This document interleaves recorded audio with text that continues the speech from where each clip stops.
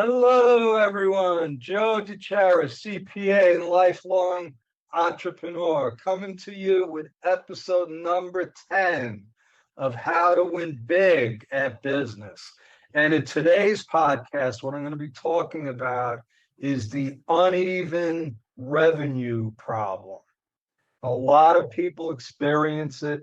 Think about it. I'm an accountant. 50% of my revenue with my accounting business comes within 3 months. So 25% of the year is producing 50% of my revenue. And then I have 3 other months that produce maybe 5% of my revenue.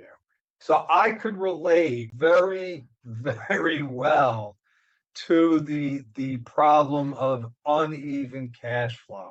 And I'm going to give you some solutions to it today. So the first step is to know your numbers. If you're in business, you need to know your numbers. Starting with your personal budget. Everyone needs a personal budget. Very few people have it, but if you're in business, it becomes imperative. And I'll tell you why. The why is because that monthly nut that you need to live on is going to determine, believe it or not, if you should even be in business. I've seen far too many people be in business, stay in business, struggle in business for years that didn't even make enough to pay their personal bills. And you might be saying, well, how did they pay them? Well, a lot of times they don't pay them. They'll live off their credit cards, they'll borrow money, and it never turns out too well. So the first thing you gotta decide is, am I really cut out for business? Let's say you've been in business, you've already answered that question, and you say, well, I'm in business 15 years and I'm a businessman. I'm an entrepreneur. I'm not going to get a job, but I'm still struggling with the uneven cash flow problems. How do I deal with that? Well, you start with your personal budget. You've got to know what that is. It's part of knowing your numbers.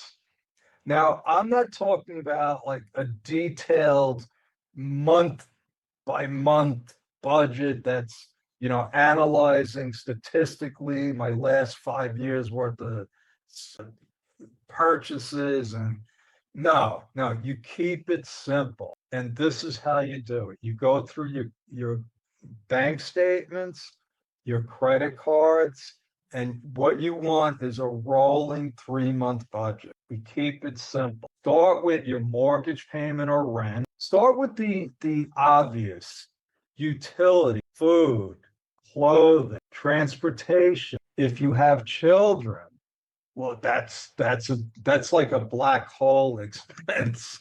But you got to budget for it. If you have children, budget for the braces. If they don't need braces, great. Then you've saved. Budget for holidays, birthdays, Christmas or Hanukkah, anything that you can think of. And then go through your bank statement, go through your credit cards, and pick up all the stuff that you didn't remember about: the odds and ends, the Amazon purchases, the books, the entertainment, movies, eating out. Okay.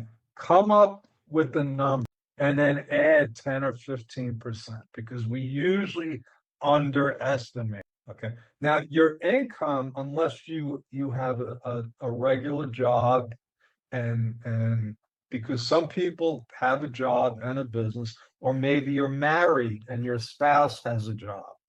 Well, that's regular revenue.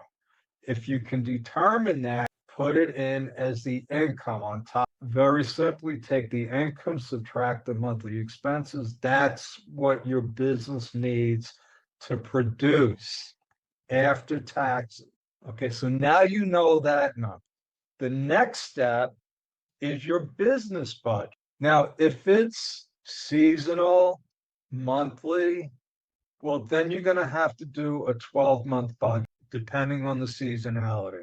Let's say you're in a retail business and before Black Friday, or Halloween, a lot of people purchase stuff in Halloween, and you got to hire part-time staff in October, and then you let them go in the middle of January, let's say. Well, you're going to have to budget that according to what month it starts. So now you have your business budget. Map it out by 12 months, okay? Because unlike your personal budget, we need to have a whole year's worth of cash flow. Again, go to your financial reports. This is why it's essential. It's essential to have up-to-date, reliable financial reports. You need a balance sheet and a profit and loss statement, and then just go through it month by month and see what your history is, your trends, your payroll expenses, your purchases, your office expense, and get an idea. So now for each month, you're going to know what the nut is going to be. So if it's fluctuating, you have to know beforehand. Okay. There's no surprises. There shouldn't be any surprises if you do this properly. Now you do the same thing with your revenue. Where are the peaks and valleys? And this is where it starts to become painful because you have to start managing your cash. And that doesn't mean when you have a good month, you you spend it all. That's the mistake people make. The mistake that people make thinking, oh, I had a great month and it's going to keep happening. No, well, you know from history that it never happens. The truth is that almost all businesses have highs and lows in revenue. I don't care if you're selling houses, if you're in construction, if you're in the retail business, the restaurant business, every business has highs and lows. And that's one of the risks of being in business. Now, the experts will tell you that you need at least 6 months worth of cash reserve in case things really go bad. What if your revenue went from high to zero? I've seen that happen, especially during COVID. Imagine you owned a restaurant during COVID and everything's going great. All of a sudden, you're not even allowed to pay. So, and nobody could have planned for COVID. So that's an anomaly. But what you can do is you could look at your and as much of it as it is in your control, you need to take action. So, for instance, I'll give you an example for my business. It used to be we would do people's tax returns, bill them, and then wait for them to pay. Well, they already have their tax return.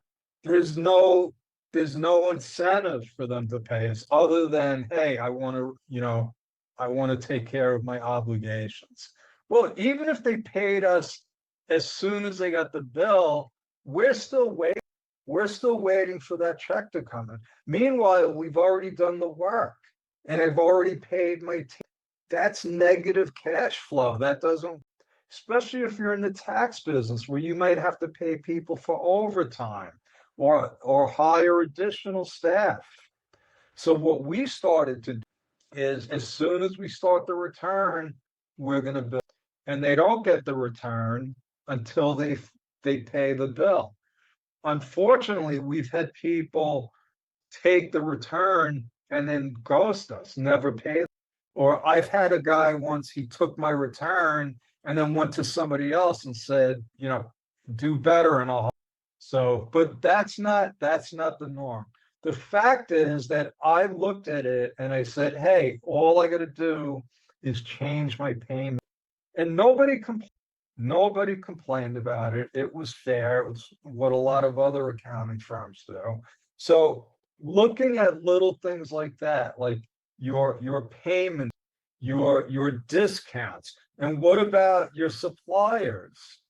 Do they give you any terms? I had a big construction client once, and construction, as you're growing, cash flow becomes a real issue. So, one solution is get a line of credit to cover the cost of the projects, and then at the end of the project, we would get paid, and then we can start putting in, setting aside some cash reserves. But then what we did was we went to the vendors. So instead of paying for the materials when we purchased them, we started asking them for terms. Can you give us, 90 days to pay without interest? We don't want to pay interest because we can pay the bank interest. We don't want to pay the suppliers. It's not going to help us that much. So we secure terms with just about all of our vendors. Now, they do it because they're afraid that if they don't do it, we're going to take their business somewhere else, which is always an option. So the point is that if you're struggling with the uneven cash, join the club. Join the club. That's part of being in business. What you need to do is take action, take control, starting with knowing your numbers and then taking the right steps accordingly. That's my story. I'm sticking with it. God bless. If you like this podcast, please follow it, give us a review. If you don't like it, I'm sorry. That's the way it is. And I will see you next time for episode number 11. Thank you. And like I said, God bless.